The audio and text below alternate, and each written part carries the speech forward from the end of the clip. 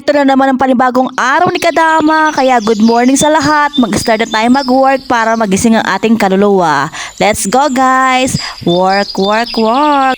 Pagising ko ng umaga ay nabungaran ko ang napakarami labahan dahil tapos na ang Eid, nilabas na ang kanilang mga labahan at ang kanilang mga sinuod pang party-party kaya tambak ang ating nilabahan. So hindi ko na nabidyoan kung paano ko nilabahan at paano ko sineforate ang mga bagay-bagay dahil ako nagmamadali dahil anong oras na ako nagising 9 a.m. kasi natulog kami ay 5 a.m. o diba? At kasi 4 hours sa tulog, okay na yun. Kaya ayan, pinapakita ko sa inyo kung gaano karami aking laban.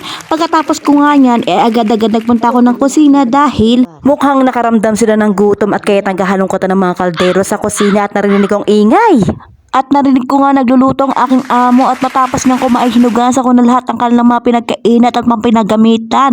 At agad-agad ako ng linis ng kusina sa sobrang dami. Inabot ako 2 oras. So after nyan guys, umalis na ng gabi kaya nakapaglinis ako ng buong sala. At dahil nga bakasyon ng aking mga alaga at ang aking mga amo kaya hindi tayo nakakapag general cleaning ng ating sala or main sala nila. Dahil dyan sila kumakain, dyan sila naglalaro, dyan sila nanonood ng TV at dyan din sila tumatambay sa buong maghapon. So kung hindi sila aalis ng bahay, hindi tayo makakapaglinis ng sala. Walis-walis lang, tama na yun, map-map lang, punas-punas. Pero yung angat ang mga upuan na hindi natin magagawa. Kung nagtataka kayo bakit inaangat ko ang mga upuan, kasi po walang space, hindi malaki yung space. Kaya ginagawa ko ay inaangat ko isa-isang upuan para ma-vacuum at mamap na rin ang ilalim na upuan, sabay punas na rin ng mga pader at ng kanilang mga bintana. Ito lang ang time natin para makapag general cleaning ng buong sala ng bonggang-bongga. Inaangat ko yung isa-isa ang mga upuan para naman at least hindi ako mahirapan kasi nga malit ang space natin. Pagka binaba ko nga yan isa-isa, ibabalik na rin natin ang kanilang mga sapin, yung pinakainuupuan at yung pinakasinasandalan. Siyempre, kailangan din natin ipagpag at kailangan din natin i-vacuum. Pagka may time, alam ko mahabang oras ko, binabrush ko isa-isa yung mga upuan kasi nga ay ang mga alaga ko dyan kumakain. Pinapahain lang dyan minsan yung mga kamay nila, mga tsokolate, mga chips. Kaya kailangan, brushin din natin siya na may sabon na may Clorox para naman mawala yung amoy at yung mga mancha-mancha kahit paminsan-minsan malinis din tignan.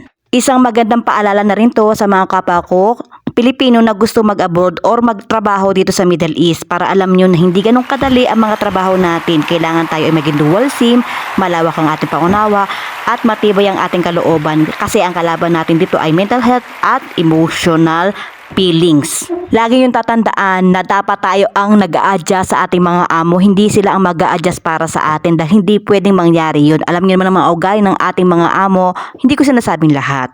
Merong mga amo na talagang automatic na nakakaintindi pero hindi ko rin sinasabi na hindi ganun ang klaseng amo ko.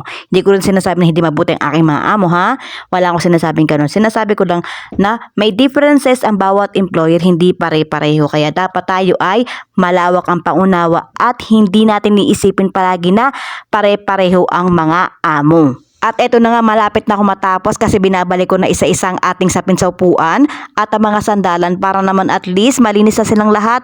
Iba-vacuum natin, sabay pagpag na rin yan para at least pag dumating sila, malinis na ang kanilang sala, wala na silang iisipin kundi maupo na lamang at manood ng TV. Makaupo man lang sila at makapag-relax kahit man lang ilang oras bago sila matulog kasi nga gabi na silang umalis dito sa bahay. At tiyak niyan, sigurado ko 6 a.m. na naman ng umaga ang tulog nila kasi nga ano oras sila uuwi.